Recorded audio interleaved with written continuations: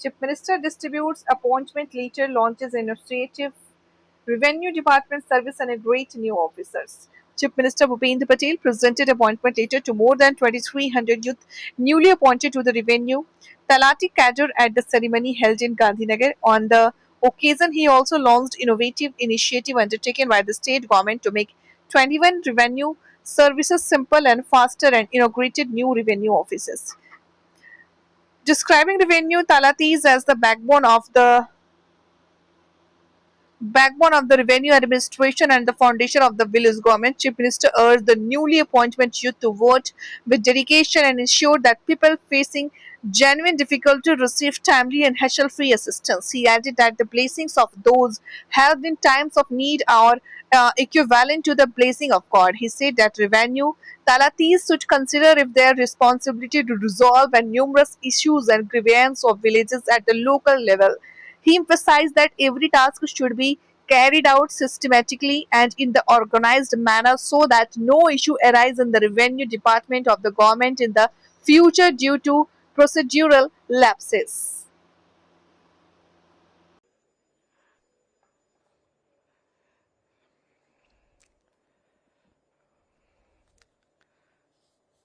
મહેસૂલી તલાટી વર્ગ 3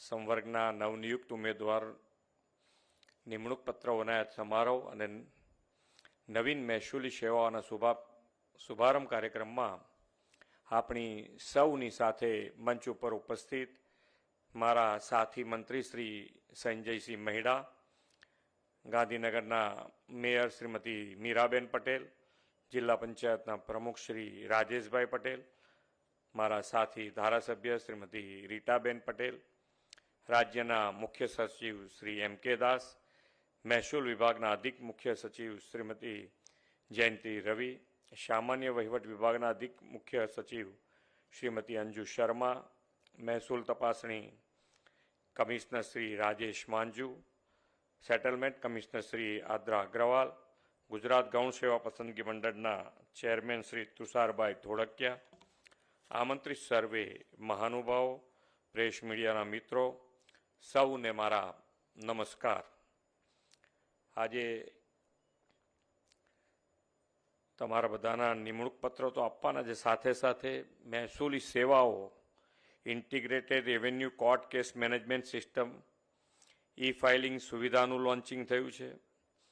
રેવા હેઠળ નાગરિકોના પ્રતિભાવ અને માટે કેન્દ્રિત સિસ્ટમનું લોન્ચિંગ થયું છે.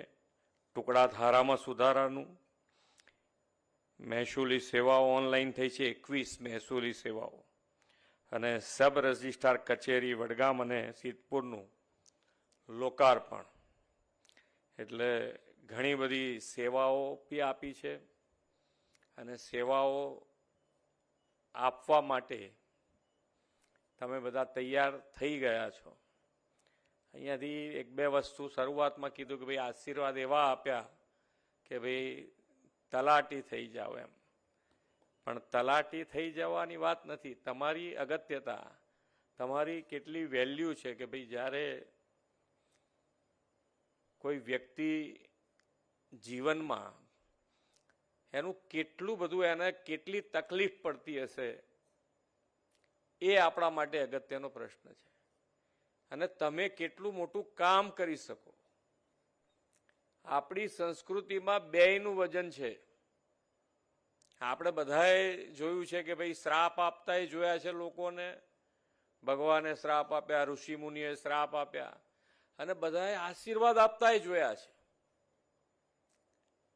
પણ હવે અત્યારે તો આપણને આશીર્વાદ ક્યાંથી મળે? તો આવા જ આશીર્વાદ મળે ને આપણને કે ભાઈ આજે જે ખરેખર તકલીફમાં છે એનું કામ કરી દો અને જે આશીર્વાદ મળે એ ભગવાને આશીર્વાદ આપ્યા બરોબર જ થઈ જાય.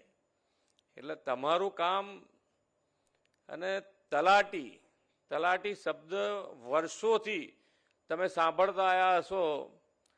તો કોમ્પ્યુટર શરૂ થયું હશે એ વખતે બધા કહેતા હતા કે ભાઈ ગામનું કોમ્પ્યુટર એટલે તલાટી.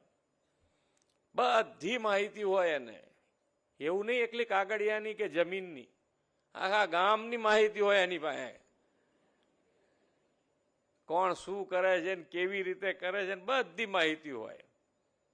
અને એટલે જ એને કરોડરજ્જુ કહે છે. કરોડરજ્જુ કેમ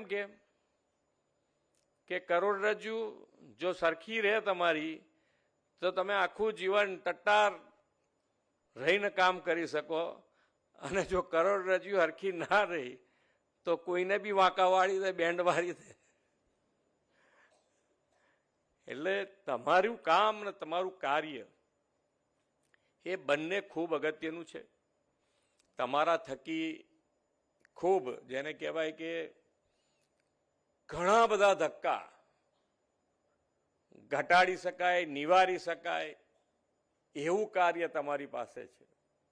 અને અપેક્ષા પણ તમારી પાસે એ જ હોય બધાની કે ભાઈ તમારી પાસે જઈએ એટલે કામ થઈ જાય, અને એ કામ થઈ જાય તો પછી બીજે ક્યાંય ધક્કો ખાવાનું એનું રહે નહીં.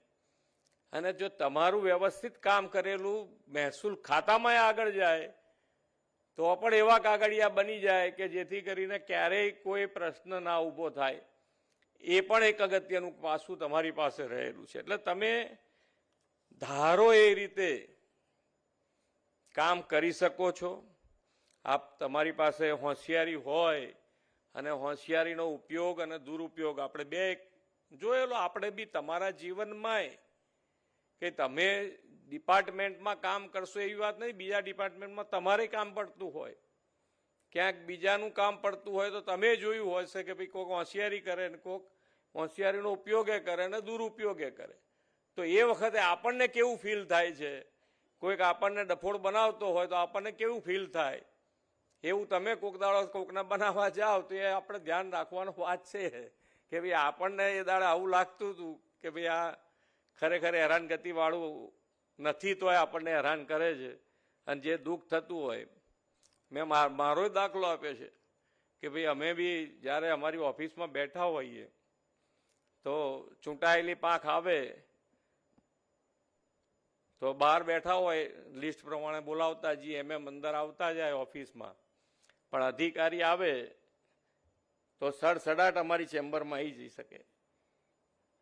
મુખ્યમંત્રીની ચેમ્બરમાં જવાનું હોય તો ફટાફટ જાય અધિકારી, અને અમે બધા બહાર બેઠા હોય ધારાસભ્ય તરીકે તો અમારે રાહ જોવાની થાય.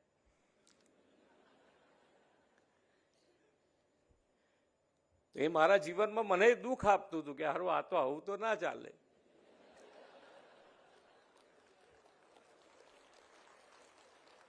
તો અમે અત્યારે અમારા ત્યાં ધ્યાન રાખાઈએ છીએ કે ભાઈ ઇમરજન્સી વાળું હોય તો આવી જવાનું, પણ ઇમરજન્સી વગર જ્યારે પબ્લિકનો ટાઈમ હોય તો અધિકારી અંદર નહીં આવવું જોઈએ. કારણ કે જેથી કરીને જે બહાર બેઠા છે, બહાર ઊભા છે, એમને દુઃખ ના થાય કે સડસડાટ આવે ફાઇલ લઈને, સડસડાટ ચેમ્બરમાં અંદર ઘૂસીને કામ થઈને બહાર આવી જાય. એટલે કેવા દુઃખી થાય કે યાર 2 કલાકથી હું બેઠો છું 12 વાગ્યાનો, અને અત્યારે જુઓ તો. એટલે આપણે ક્યાં દુઃખી થઈએ છીએ, કેવી રીતે દુઃખી થઈએ છીએ એનો આપણને ધ્યાન આપણે પોતાના જીવનમાં થઈએ છે બધું, પણ પછી ધ્યાન ભૂલી જઈએ. આપણે જયારે પાછા બોસ બની જઈએ તો બધું ભૂલી જઈએ કે હવે આવી જા તારો વારો લઈએ. એટલે એ ના ભૂલાય એના માટેનો પ્રયત્ન આપણો હોવો જોઈએ. અને ખૂબ તમારા મા બાપ, તમારું ફેમિલી, બધાને તમારા માટે પ્રાઉડ રહેવું જોઈએ. એની ટાઈમ પ્રાઉડ રહેવું જોઈએ. એક જ વખત સારું કામ કરી દીધું કે એક જ ટાઈમે કરી દીધું એવું નહીં. સારી જીવન તમારા માટે, ઘર માટે તો તમે જ છો ભાઈ. બહાર ગમે તે હોય પણ ઘર માટે તો તમે જ પ્રાઉડ હો ને. અને સરકારી નોકરીની બોલબાલા તો તમને બધાને ખબર જ છે કે સરકારી નોકરી મળી હોય એટલે કેવો આનંદ હોય. કેટલાને અહીંયા આજે એમ થાય કે ભાઈ આ શાંતિ થઈ જશે, આ સર્ટિફિકેટ મળી ગયું, નહીંતર બાકી તો પાછું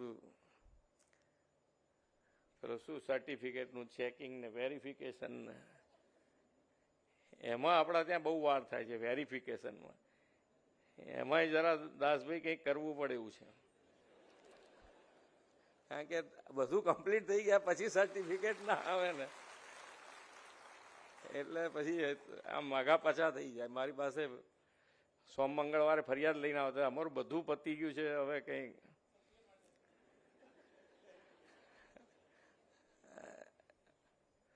ને કાં તો કે સીએમનો ટાઈમ નથી મળતો એટલે નથી આપતા સર્ટિફિકેટ.